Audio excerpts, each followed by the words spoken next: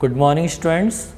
और आज जो हम डिस्कस करेंगे इस जो हमारा जो ऑनलाइन जो शिक्षण चल रहा है ये 11वीं क्लास के लिए जो हमारी हॉर्नेबिल बुक है उस हॉर्नेबिल बुक में आज हम यूनिट सेकंड के बारे में चर्चा करेंगे। यानी कि आज जो हमारा लेसन है हॉर्नेबिल में, जिसे आप प्रोज भी मुझसे पूछते रहते हैं, तो प्रोज में मैंने आपको एक फर्स्ट लेसन पहले स्टडी कराया था, द पोर्ट्रेट ऑफ लेडी। आज उसमें सेकंड यूनिट है। सेकंड यूनिट में हमारा जो आज चैप्टर है उसको हम डिस्कस करेंगे जो बहुत ही एडवेंचर्स है।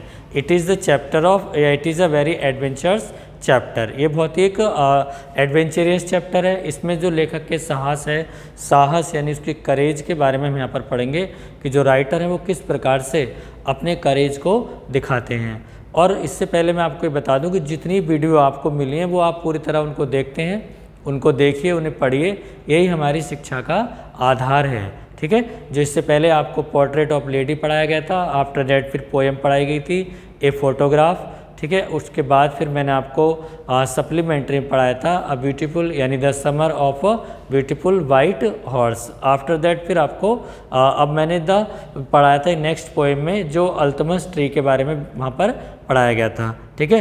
तो अब आज उसी क्रम में और डायरेक्ट से इनडायरेक्ट हमारे चल ही रहे थे। इनके साथ ही साथ हमारा जो फिगर्स ऑफ स्पीच भी हो चुके हैं, तो इन सब वर्क को आप कंप्लीट कर लें। मुझसे ही पूछ सकते हैं पर्सनल नंबर पे, और खुद भी किसी स्टूडेंट से आप हेल्प ले सकते हैं। तो यहाँ तक का आपका कोर्स कंप्लीट है। नेक्स्ट आज हमारा चैप्टर है बच्चों, चैप्टर का नाम है यानी हॉर्नेबिल बुक जो हमारी प्रोज है, that's name we are not afraid to die. यहाँ पर जो राइटर हैं उनका जो टाइटल है आज का जो हमारा चैप्टर है, that's name is we are not afraid to die, यानी कि और if we can all be together, यानी we are not afraid to die. इसका मतलब क्या हुआ, हम मरने से नहीं डरते हैं। अफ्रेड का मतलब क्या होता है, डरना, भयभीत होना। टू डाई मरने से। If we can all be together, यदि हम सब साथ साथ हो सकते हैं। कितना अच्छा टाइटल है यहाँ पर कि यदि हम सब एक साथ हों या हम एक साथ चल सकते हैं तो हम मरने से नहीं डरते हैं। यानी अगर कोई व्यक्ति, इसकी जो थीम है, what is the theme of the chapter, क्या थीम है बच्चों, कि अगर हम सब साथ हैं, if we are united then we can face any dangers, तब हम किसी भी खतरे का सामना कर सकते हैं। यही बात आपको इस पार्ट के लॉन्ग क्वेश्चन में लिखनी है। लॉन्ग आंसर मैंने आपको 2 लिखे हैं अभी पीडीएफ में, कुछ शॉर्ट क्वेश्चन है और कुछ वोकेबलरी जो बेस्ड टेक्स्ट है उस पर जो फिल इन द ब्लैंक्स है वो भी लिखे गए हैं। तो आप यहाँ पर लिखेंगे this is the story of adventures. ठीक है, जो राइटर के द्वारा की गई थी। यानी यदि हम एक हैं, इफ़ वी आर यूनाइट, यदि हम एक होते हैं तो we can face any challenge any danger, हम किसी चुनौती का, किसी भी खतरे का सामना कर सकते हैं। तो लेखक हमें यहाँ पर दिखाएंगे किस प्रकार से उन्होंने एक बहुत बड़े खतरे का सामना किया। ठीक है। तो लेखक का नाम यहाँ पर मैं आपको अनाउंस कर दूँ, Gordon Cook. Gordon Cook is the author of this chapter. Gordon Cook and Alan East, Gordon Cook and Alan East is the author of this chapter, जो 37 ईयर्स ओल्ड थे। जो राइटर थे वो 37 ईयर ओल्ड थे। Writer यहाँ पर अपनी autobiography को बता रहा है, यानी अपनी खुद की कहानी को यहाँ पर डिस्क्राइब कर रहा है कि किस प्रकार से उसने, लेखक ने 37 ईयर, यानी राइटर कहता है I was 37 year old successful businessman. Is it clear. लेखक जो था वो 37 वर्ष का एक सक्सेसफुल यानी सफल, ठीक है, एक सफल क्या था, बिजनेसमैन था। But he had a dream, लेकिन उसका एक सपना था। क्या सपना था, जो उसने और उसकी वाइफ मैरी ने मिलकर के देखा था। यानी he and his wife Mary had seen a dream, एक सपना देखा था फॉर 16 ईयर्स, 16 वर्षों से। टू काय का सपना था कि वो कुछ करना चाहता था। He wanted to do something in his life.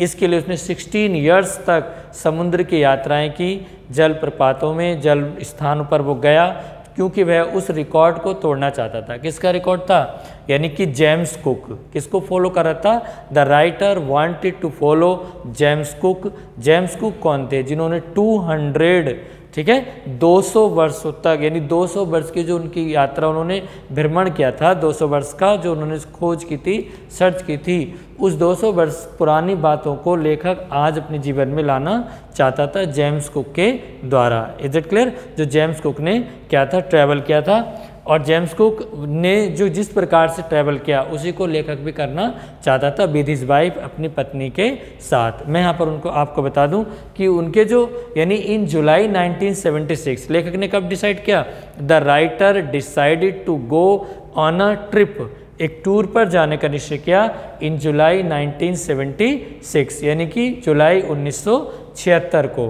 किसके साथ? विद हिज वाइफ मैरी, अपनी पत्नी मैरी के साथ, सन जॉनथन, और अपने बेटे जॉनथन के साथ, हु वॉज 6 years old, जो कितने वर्ष का था? 6 वर्ष का था, and with his daughter Suzanne, और अपनी बेटी सुजैन के साथ जो 7 years old थी। कितने वर्ष की थी वो?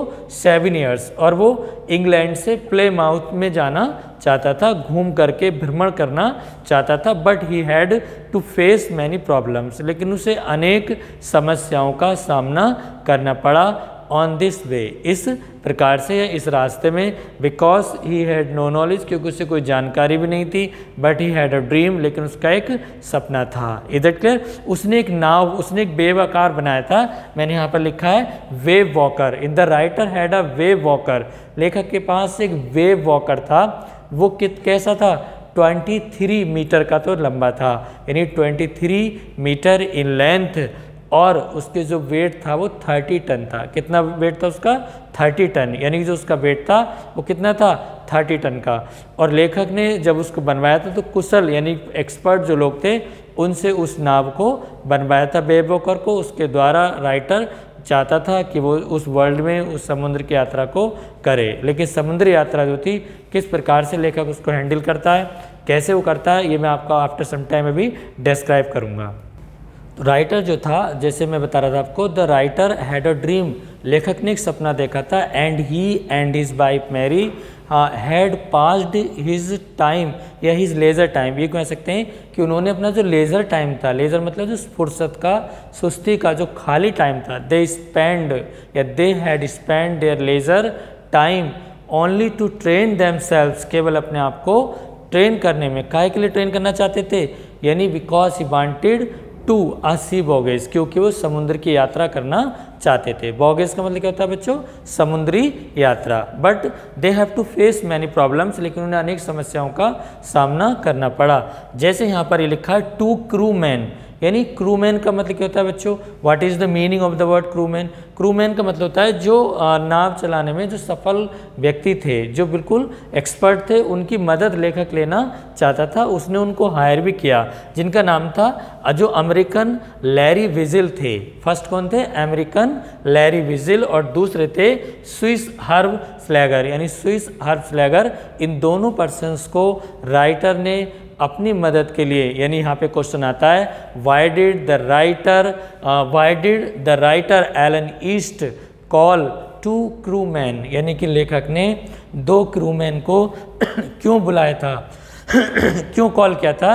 बिकॉज, यानी ही वॉन्टेड देयर हेल्प, क्योंकि वो उनकी मदद लेना चाहते थे। फिर भी लेखक ने उनसे थोड़ी हेल्प ली, कुछ मदद ली, और मदद लेकर के फिर वो समुद्र यात्रा पर अपनी वेव वॉकर को लेकर के चल दिए। उनके दोनों बच्चे भी उनके साथ थे, 6 वर्ष और 7 वर्ष के, दोनों वहाँ पर चलते चले गए। लेखक को कोई परेशानी नहीं थी। लेखक ने ना तो समुद्र में ऐसी कोई विशेष घटना को देखा, लेकिन जब लेखक समुद्र में यात्रा कर रहे थे तभी अचानक वहाँ पर देयर वाज अ स्टॉर्म, एक तूफान आया, और उस तूफान की जो बड़ी बड़ी लहरें थी समुद्र की, उन समुद्री लहरों ने उस लेखक को डराया, लेकिन लेखक डरा नहीं।